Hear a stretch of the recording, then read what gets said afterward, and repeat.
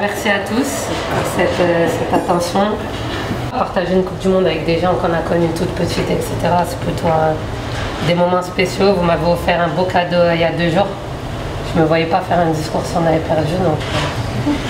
Mais je suis gourmande et les émotions qu'on a vécues ensemble il y a 2 jours, je veux les revivre encore et encore jusqu'au bout. Et voilà, hein, le football, ça c'est pour toi, Amen, la phrase, parce que tu dis toujours que je suis une philosophe. Le football, c'est comme en amour.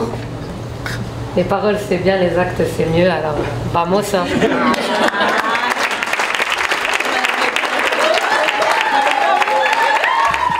C'est un jour spécial, mais c'est surtout une compétition spéciale. Donc, je suis très heureuse d'être ici et j'aimerais célébrer cette journée nulle part ailleurs que ici. C'est ma 2e Coupe du Monde. Ouais. J'ai loupé celle de 2019 avec l'anecdote que tout le monde connaît et le fer à repasser sur mon pied. Ce qui m'a privée d'une autre Coupe du Monde. Mais je me dis qu'il y a une raison à tout et je la savoure encore plus. Dans un pays en plus qui me plaît énormément. Je ne connaissais pas du tout l'Australie et je trouve ça vraiment beau. Je ne suis pas là pour visiter. Je suis là pour gagner des matchs, mais c'est assez particulier une Coupe du Monde. Il y a plein d'étapes à faire sur son chemin pour participer à une Coupe du Monde. Une Coupe du Monde, ça ne se prépare pas hier ou même 2 mois avant. Ça se prépare, c'est tous les 4 ans. Voilà, une Coupe du Monde, c'est la plus belle des compétitions. Sans cesse cet esprit d'avancer, de jamais renoncer, toujours aller de l'avant. C'est pas rare, le coach il est connu pour ses causeries. C'est quelqu'un de passionné, comme je le répète en ce moment. C'est quelqu'un qui a la rage de vaincre et qui le transmet. Et voilà, ces causeries, on pourrait en prendre des dizaines. Moi, j'en ai vécu, il est à combien? Le premier match, c'était la Colombie. Après, il y a eu le Canada. Après, il y a eu l'Irlande. Après, il y a eu l'Australie, Jamaïque, Brésil. Mais on ne s'habitue pas. Déjà, jouer le Brésil en amical, c'est particulier. Mais jouer le Brésil en phase de Coupe du Monde, c'est extraordinaire. C'est un sentiment avec un stade plein, près de 50 000 personnes pour le Brésil, à majorité.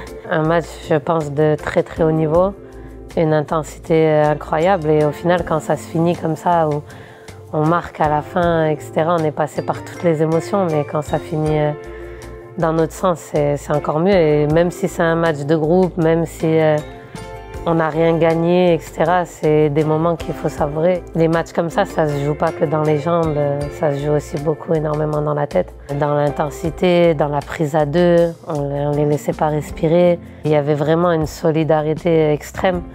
Et moi, en tant que joueuse, j'ai senti une détermination que j'ai rarement vue avec ce groupe. Et pourtant, ça fait longtemps maintenant qu'on est ensemble.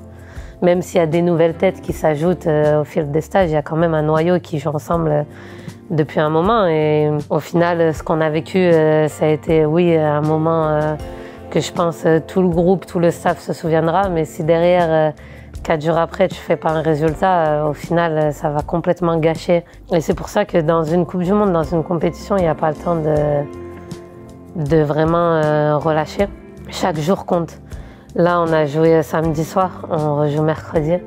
La récup, ça a été un match où il y a eu énormément d'intensité, de coups. On a tous un petit peu des bleus partout et des jambes lourdes.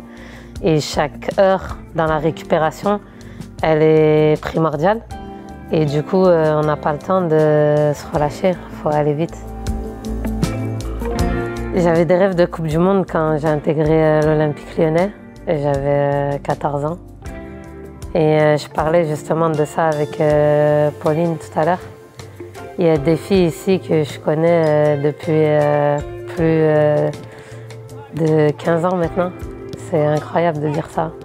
Et je discutais avec Pauline de ça justement. Il y a Estelle Cascarino, je l'ai connue, elle avait 12 ans.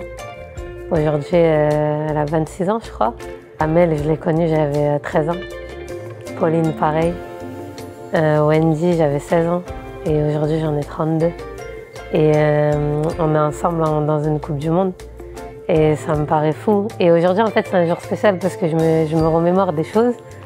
Et je me dis, je suis à Sydney avec des filles où j'aurais jamais cru être à une Coupe du Monde. Et c'est fou. Le temps, il passe tellement vite que ça me donne encore plus envie de profiter de l'instant présent.